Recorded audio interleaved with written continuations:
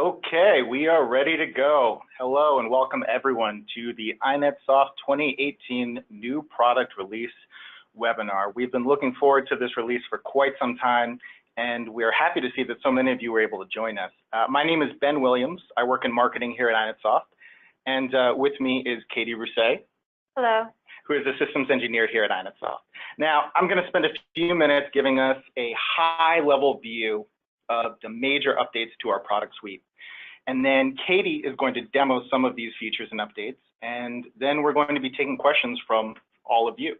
But you don't have to wait till the end of the demo to ask us questions. If you'll direct your attention to the GoToWebinar control panel that should be somewhere on your screen. You'll have to exit full screen if you're in it. You'll notice that there's a field on it labeled questions where you can type in questions to us at any time. Now, there's a lot of you tuning into this, so we may not get to everyone's question, but if we don't, then we will reach out to you privately. So once again, don't hesitate to enter those at any point in the presentation.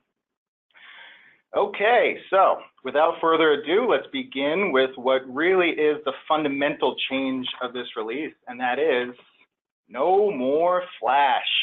We are very happy to announce that our migration to HTML5 is complete, and not a moment too soon, with security concerns over Flash, as well as a lot of the popular browsers blocking Flash by default or making you add specific permissions on a site-by-site basis. And in addition to not having to deal with any of that anymore, you'll notice that our HTML5 viewer is actually faster than both the previous Flash and HTML5 versions. Now, speaking of our previous versions HTML5 dashboard viewer, there is some end user functionality that was actually limited in the last version's viewer, but is now back. That is the end user ad hoc editing on dashboards. Now, this includes the ability for the end user to open up the data binding on charts, as you can see here. And this is something that you can even try in our website's dashboard gallery. Just right-click on any chart for a menu of options for editing chart formats. Also, you can click on that pencil icon, which should appear on any chart you hover over, and the pencil icon will open up the chart binding. So if you choose to leave this functionality exposed to your end users, they can change chart types, colors, they can even swap in or out data fields, and then bookmark their own personal changes for later, creating multiple save views just for them. And once again, this only requires an end user license key. So if you're interested in that, then go ahead and play around with those examples on our site.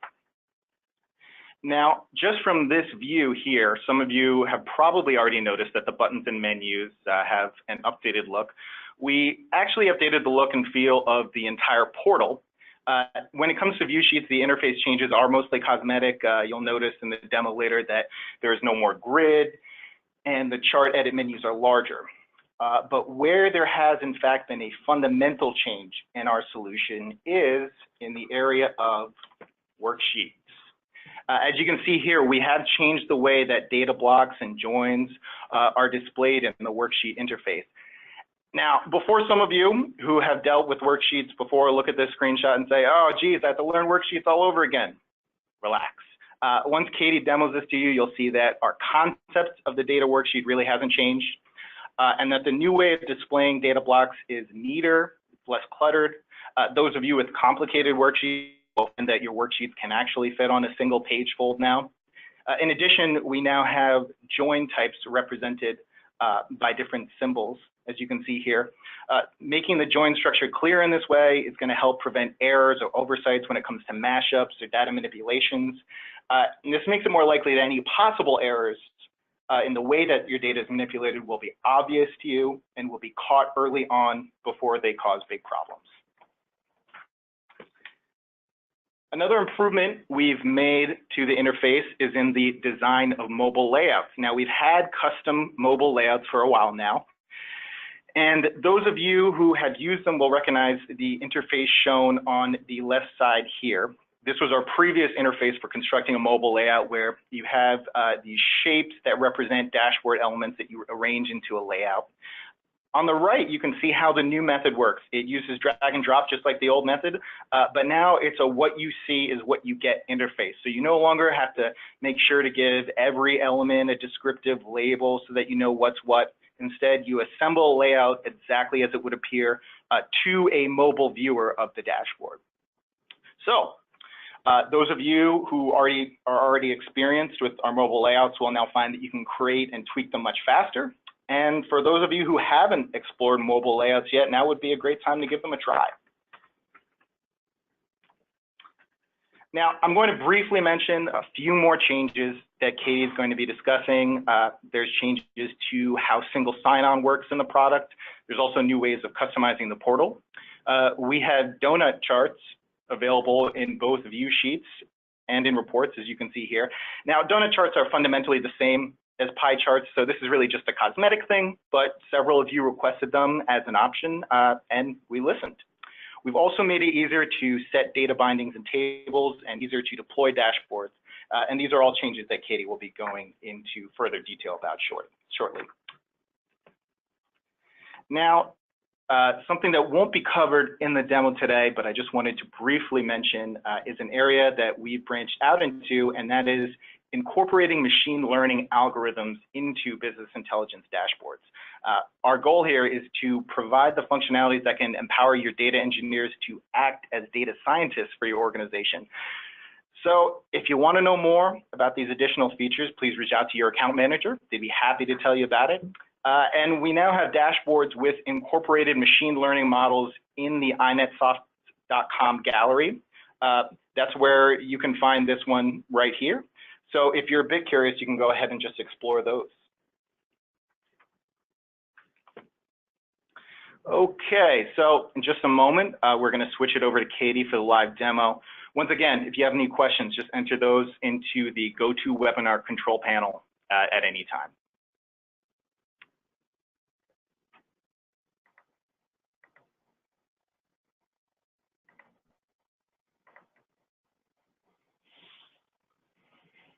Thank you, Ben, for that introduction to the 2018 version. As mentioned, we do have a new look to our default user portal. It includes an update to various icon looks, as well as a change from what has been our standard traditional tabs for a very long time. This new portal, of course, will still have your repository or the concept of dashboard shortcuts for those that have the style intelligence or style scope branches of the product. In the past, you would find that for deploying dashboards, you would have to navigate to the design tab. It was a little bit more of multi-step navigating away. We've streamlined that process so that way you can do dashboard configuration direct from viewing any one of your dashboard shortcuts, where you can add, edit, delete, arrange, and modify which dashboard you currently have shortcuts to. So that's nice and streamlined. With this single page application design, there is a home button where you can jump back to the default landing page, and then navigation's on the right as well for scheduling, for designing, creating new assets, for managing your user preferences. With this new look and feel, you can still do the white labeling, the portal theming. There is a bit of a changeover with version 2018 going forward, and that is the theming package will need to be created by the InetSoft support team. So instead of you being able to just modify a file, you'll be able to provide us with a list of colors where we can make the portal theme package for you to be able to drop into your environment. Though if you're looking to just update the logo, that is something that you can still do direct from Enterprise Manager. There is a byproduct to some of the overhaul to the overall look and feel of the portal, and that is there has been a changeover for some of the endpoints for direct access to dashboards, reports, for linking or embedding. Anyone embedding, connecting various aspects of the portal within their own user portal, whether it's internal, external, should definitely review the documentation that we provide on our website about upgrading about these new features, so that way you can make sure that you're making all of the minor adjustments that would be needed to ensure that all of your integration is still functioning normally. Some of you may recall that for version 12.2, those that would want to do managing assets, or even in all previous versions, you would need to really have Enterprise Manager access. However, with a clean installation of version 2018, we have introduced some administrative assets that you can now leverage. There's a dashboard and a report version of the concept of a data dictionary, where users with permissions can be able to see this to basically explore and see attributes, queries, worksheets. It's like, oh, can I find a folder? Where is it? What's in it?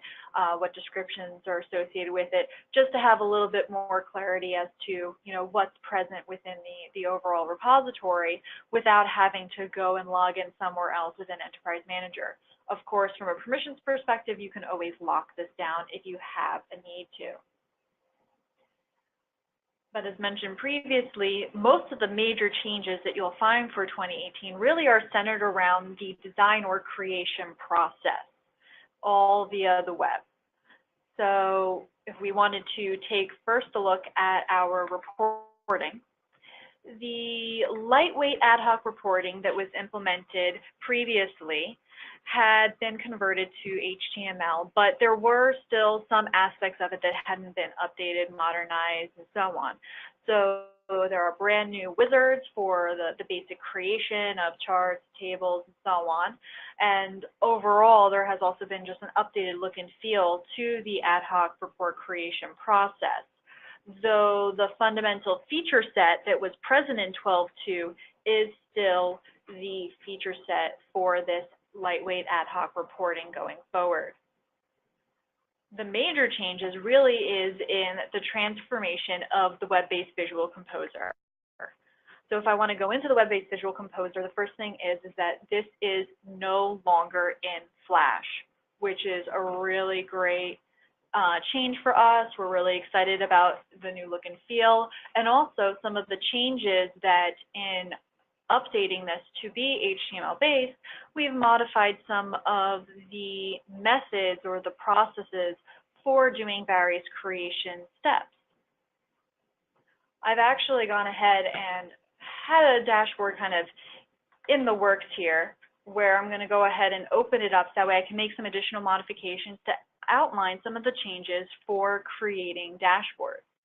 One of the first things you might notice is that there is no longer a grid. We do have some pixel guidelines that you can leverage for assistance, but overall we've freed up the layout so it really is totally fluid and free form. Now you can still work on alignment and have various ways of making sure everything is neatly organized in the way that you would like it to be. Some options that we've enhanced with include options for snapping. So we do have a grid that you can enable. It's not the same as the old grid, it's more just simple 5 by 5, where you can snap objects to it. Maybe that's the way that you want to choose to pace out your elements. So you can certainly enable that, disable that as you prefer as you're designing.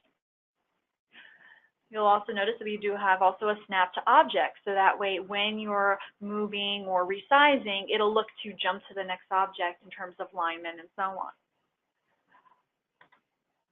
With 12.2, we had introduced the concept of being able to multi-select objects and use an arrange functionality to really get natural distribution, matching sizing, and so on. So all of those have been included again, and really lay the groundwork for leveraging this grid-free design for dashboards.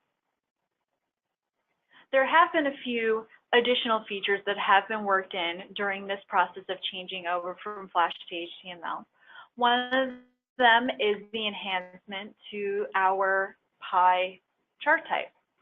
Just a simple click away, you can make it more of like a donut gauge or a donut pie chart, where you're just introducing a little bit more of like a cosmetic, more modern way of looking at your data. Though fundamentally it is still a pie chart underneath the hood, where it's still going to have that same way of breaking down, slicing the data.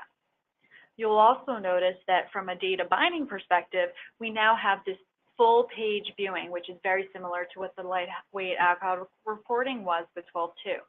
So we pull that in, we standardize on it, and this is the type of view you would get when making one-off or ad hoc changes to dashboard charts as an end user. We have kept that consistent, and since it is no longer reliant on Flash, it is now fully open to the end users when they're viewing in the HTML, which is really fantastic. For a lot of those that are designing with charts in particular, many times we found that because we have table elements have more of like a title area, but charts never did. And in a lot of cases, people are having a text component, they're sizing matching, and they're making sure it's aligned, careful with the chart to keep it with it, and sometimes that was a little bit tricky. So what we've introduced is just a simple option to enable a chart title. So I'm going to go ahead on my chart and set up a simple title for it.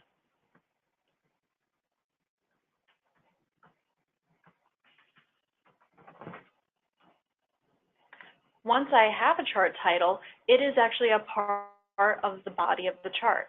I can give the area more space. I can look to format the text, format the area around it. So it really can be in place of, in so many cases, where people are using a text component, setting it to have background, fill color, and stylizing it, and always trying to keep in alignment. Now it will always be together because it's just a part of the chart, which is really nice and lightweight. So for some of you, you might actually want to take some time to go in and adjust some of those dashboards to leverage this new feature, so that way it just makes it a lot easier to maintain going forward. For our traditional default view table, where it's just that detailed view, it's not doing any grouping or any summary like the crosstab or the freehand, everyone would remember that it really hasn't had its own data binding. You would just do drag and drop from here when you have a table component. Because sometimes this lended itself to difficulties with maybe reordering the table, a little quirkiness with that, we've given it its own data binding interface as well, very similar in terms of the styling and the look and the behavior that you would have for the crosstabs and so on, except in this case, you just have details because it's not tied into doing any special grouping and summary, but I can use drag and drop to start to build out a table. Maybe I'm just looking to do a little, order breakdown detail here. I can go ahead and get that started and jump out and come back in, and it'll just, start to build out my table. I still have the option though, if I wanted to say, oh, I forgot a column and just quickly add it, I can still do the traditional drag and drop from here. So you didn't lose functionality, you just gained a way that if you said, you know what, I really want to reorder these columns, maybe it's just a little bit too, tricky, you maybe have a lot of columns, maybe you've introduced some scrolling, you can click on the edit button, jump back in, and maybe change up the ordering on, some of the columns and then come back out. Now, we did mention some changes to how your design workflow might be adjusted. In a lot of cases, for setting an overall dashboard background, in the past you had introduced a rectangle element, you did the send to back, you were layering elements. Now you can actually just set a chart, a general background color for the view sheet as a whole, and then have the individual charts and tables and so on contrast with that, and still layer rectangles as you would prefer, but it's really great to be able to just set that on a view sheet or dashboard by dashboard basis instead of just using the one global setting to set them all for everything.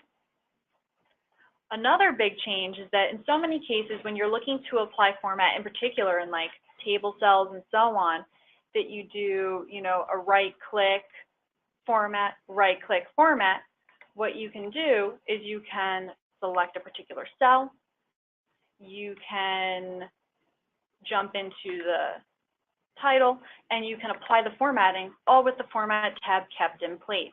So it gives you a lightweight way of being able to make these changes, whether it's adjusting a font size or coming in and setting a specific format on a cell, all various things that you can do originally with the right-click format, you can now do with a simple click, click, click. Even jumping to other elements, the Format tab will stay open.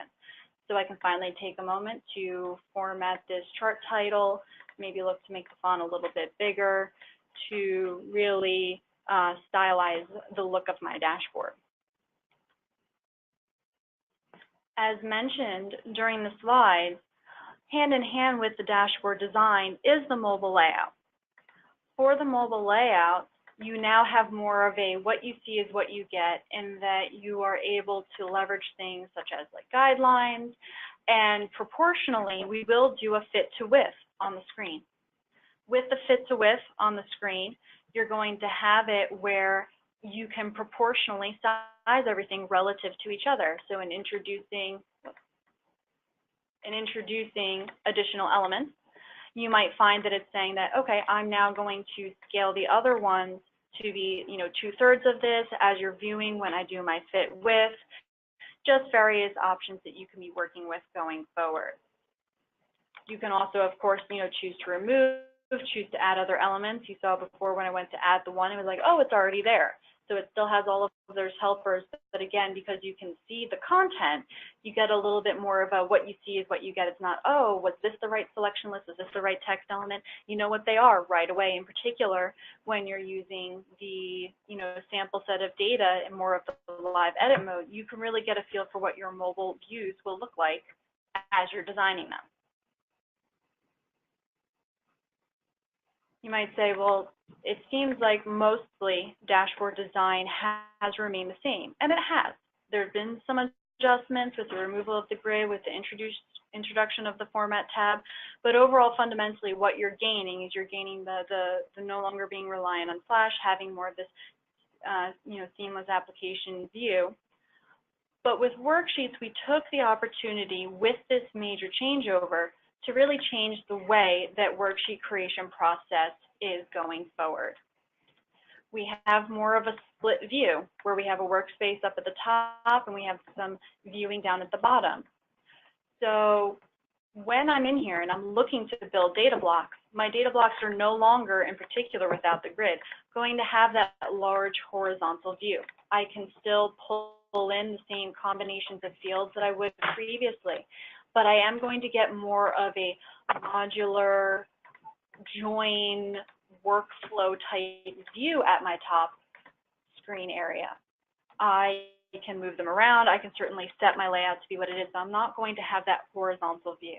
If I'm looking to perform anything on this data block, that's where my workspace down below comes into play. I'm going to be able to still apply filter conditions just like before. I'm going to be able to do grouping and summary just like before, setting explicit sorting if my special use case needs it. I'm going to be able to do a create a calculated column. I'm also going to be able to preview data. I can set it to be a live data view.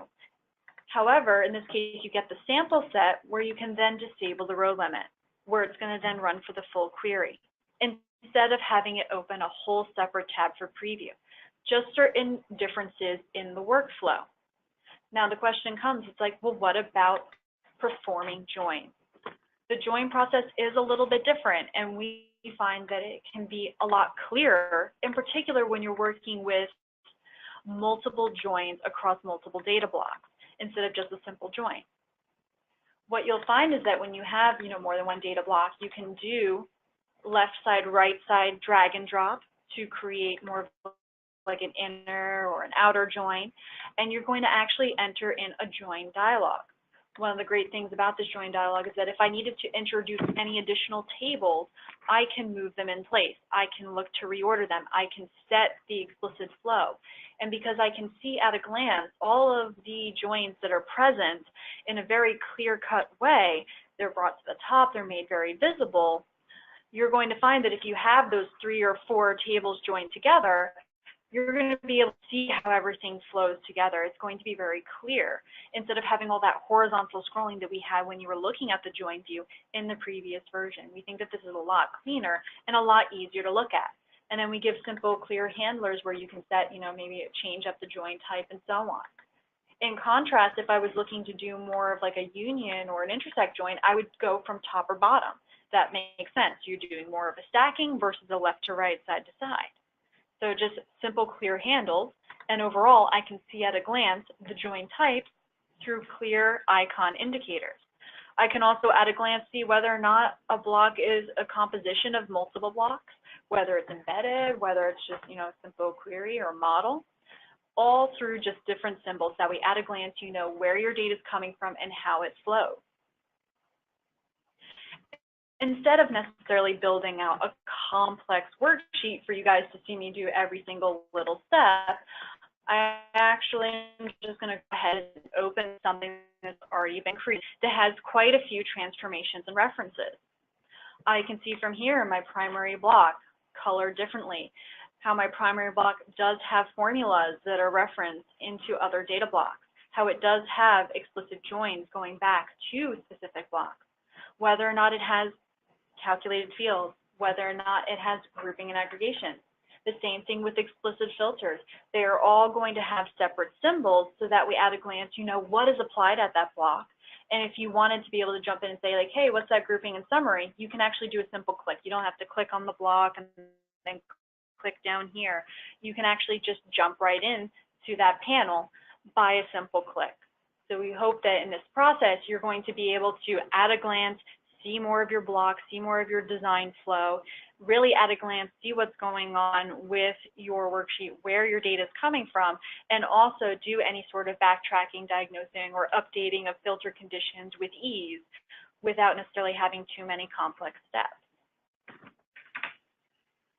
For those that maybe are just a little curious about some of the other join symbols, I've done a bit of an array, not necessarily every single join type, but here you can see we have the concept of, we have the outer joins that we include all over on the side, with the union, which is the top piece, which is the bottom piece going forward.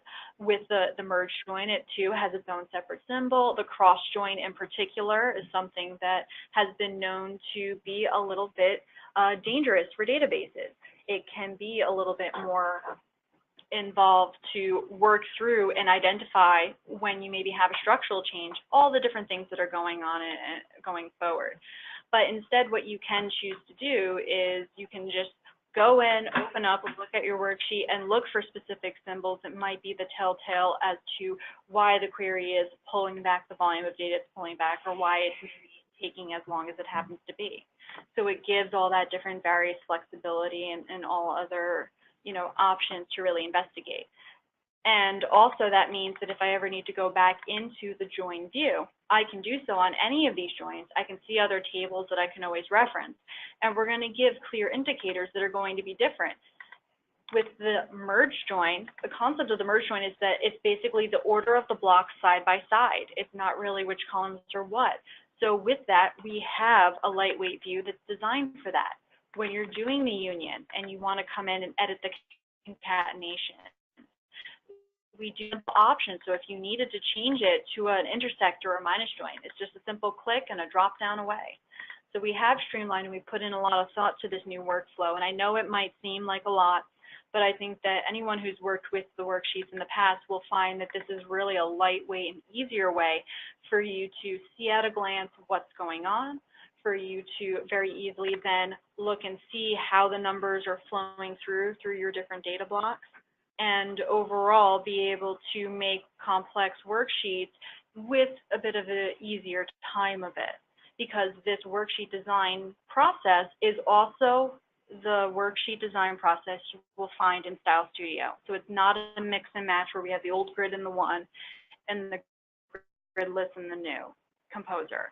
You actually are going to have the same kind of view even in Style Studio, and it's going to give you those different options.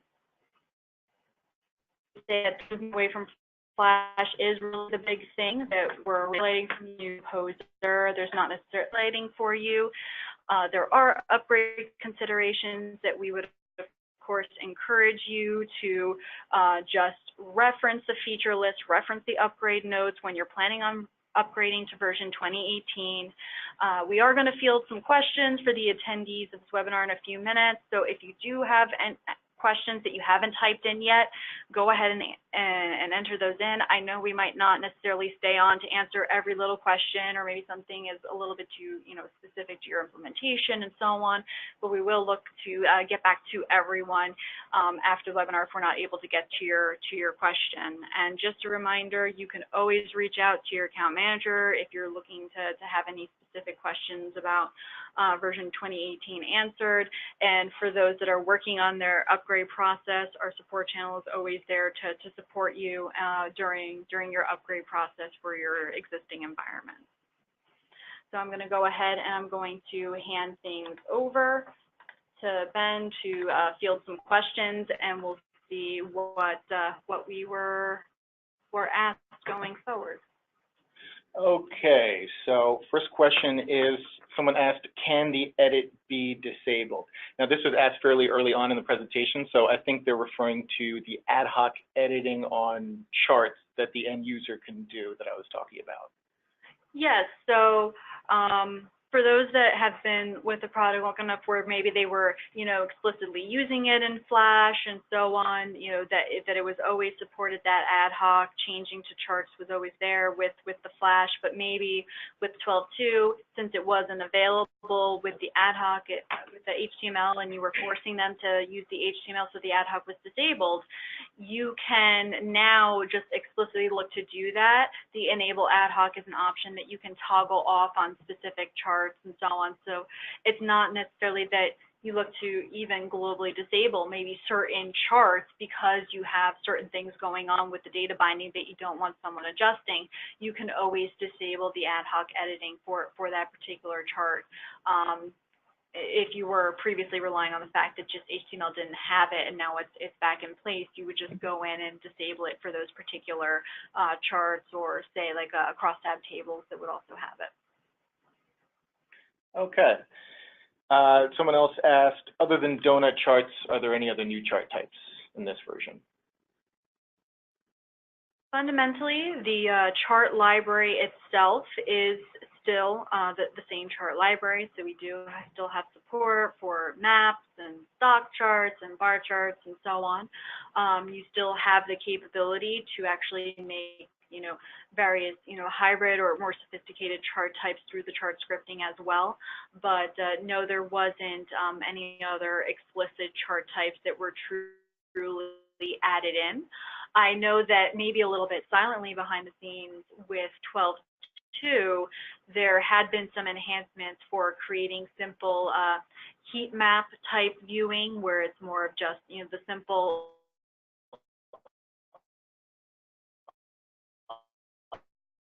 blocks of color and present in the 2018, but it's an explicit chart type that has been added.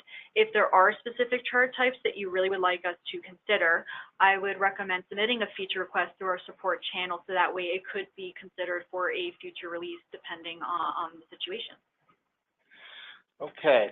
I have a viewer asking, is there a demo site for the new 2018 version? For the concept of like a demo site, I would say that you can explore consuming the dashboards in our gallery. We do have, the option for you to say upgrade your development environment first, test things out and so on before upgrading your production. You can always have that step-by-step upgrade workflow if you're looking to explore it as well. If there was something very specific, like a feature set that you wanted to information about, we can provide you more details on that. I know that we are going to be putting the version 2018 for our test drive. For those that maybe are looking to explore it about the dashboard design, that is slated to be released for starting next week. After this release webinar, we were waiting to push those changes up to the website for the test drive. So if you wanted to register on test drive and play with a little bit of Excel data in the new composer for viewsheet design, you can kind of explore it from there, but you wouldn't really be exploring design or features that, you would really look to just maybe upgrade your development environment as a start before going through the process of upgrading, say, production instances. Okay.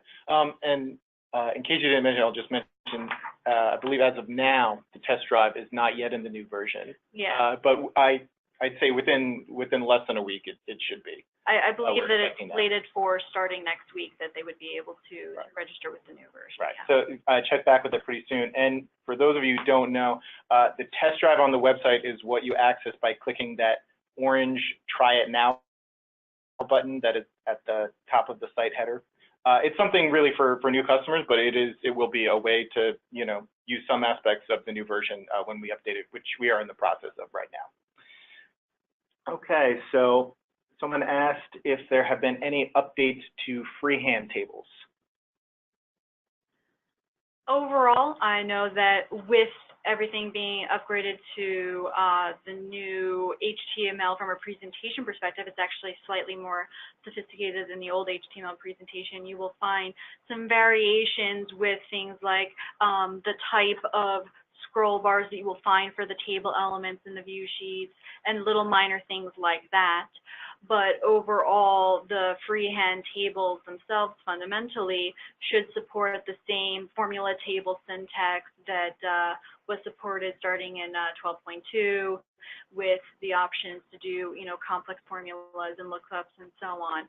I do not know of any fundamental changes that would at all, say, like affect existing freehand tables.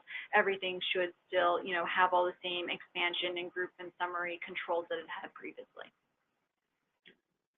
Okay. Someone else asked, what changes have been made to Style Studio?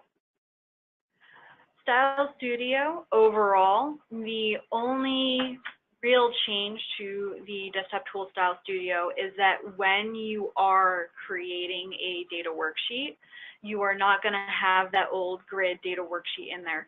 Instead, it's going to have a little servlet that runs inside of it to basically have this web-based composer worksheet designer interface be present within your Style Studio. So this way you can still modify and create local worksheets for those that are using the advanced reporting.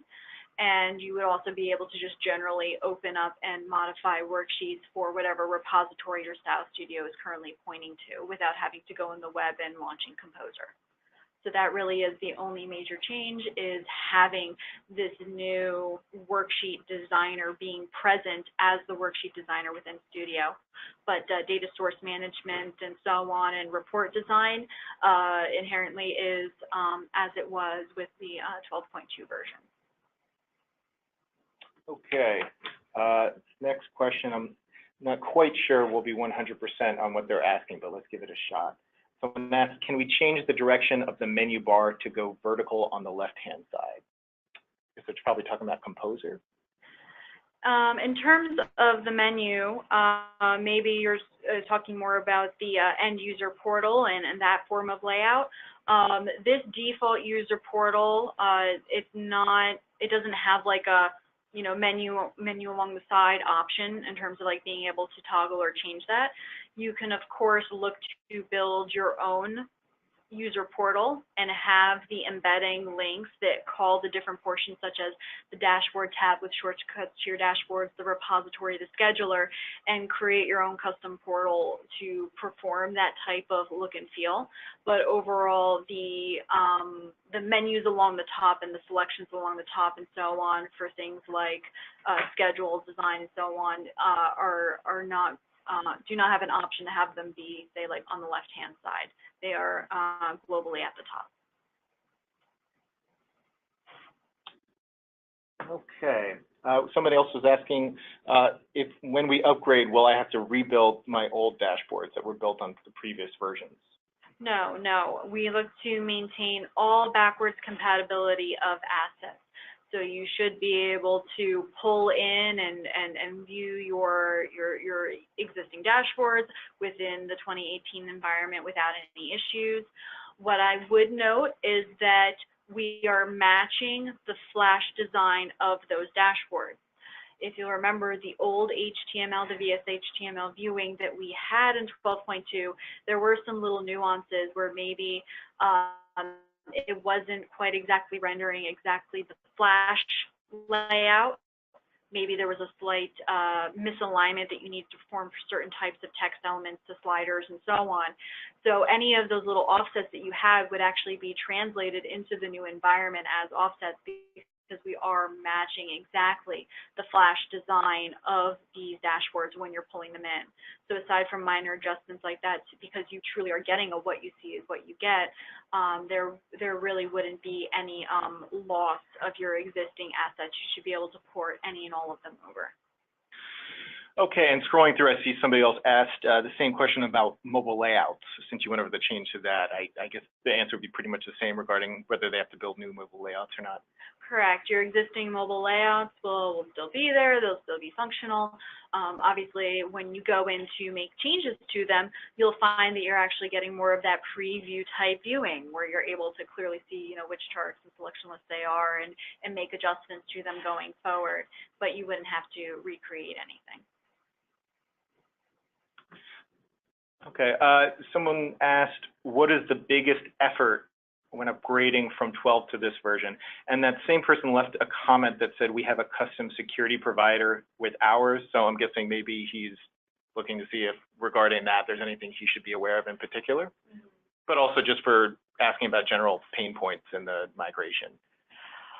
So fundamentally, part of this release, we are upgrading some underlying technologies that actually do lead it to be a little bit less of an in-place jar upgrade, which is how past releases have been. It is recommended that you start with a clean installation of version 2018 and then follow some steps to actually then pull in your existing environment. I know that for those that are doing the integration, as previously mentioned, those integration endpoints, the URL paths and everything have been adjusted. So any integration, you would look to adjust that.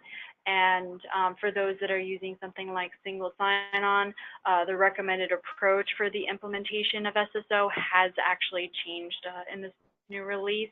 And it's recommended that you use a security filter chain, and there is documentation on, how maybe that might impact those that are using a single sign-on.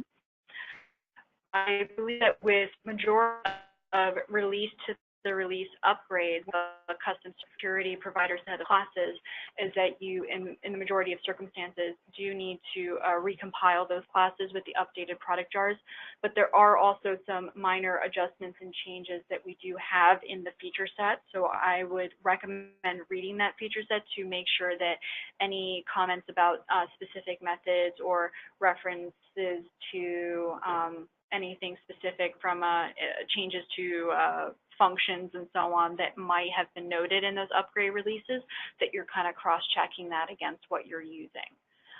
If you do have some more specific questions about looking to upgrade, you can reach out to your account manager. We can look to have from more of a support standpoint with what the process would really need to be adjusted for your needs. But everyone's implementation is a little bit different, so these are more just generic things to look out for. But overall, I would say that in some cases, reading the feature list will give you some more explicit details, and then references to the documentation, of course, where some of these new methods and URLs and so on are documented for you to then compare with what you're already doing. Okay, now the person who asked that question left in their comment saying 12.0. So now I'm taking it to mean their current environment is 12.0. They haven't upgraded the last several versions, and they're wondering if there's anything they should know about for updating right to this version from there. I would say that you want to look at what the 12.0 to 12.1 upgrade notes noted in terms of feature sets, and the 12.1 to 12.2 upgrade notes in terms of feature sets as well, because there could be potentially errors in those intermittent releases as well that might affect some of the methodologies and whatnot that you're using. And those are still maintained on the website, so you can check those various upgrade notes. Not that you wouldn't need to do those intermediate upgrades, but you would want to look at those individual release notes to know if there was anything of note in these other steps that others might have taken with upgrading the versions, to keep those in mind as well when doing this upgrade process.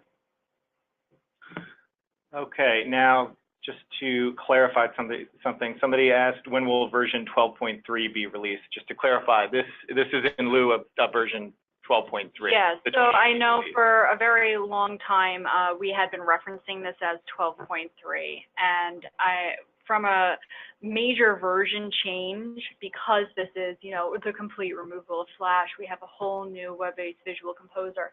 This really became a major release for us, so we were looking to have it be a new number instead of 12.3, and instead of going with something like 13, they chose to call it version 2018.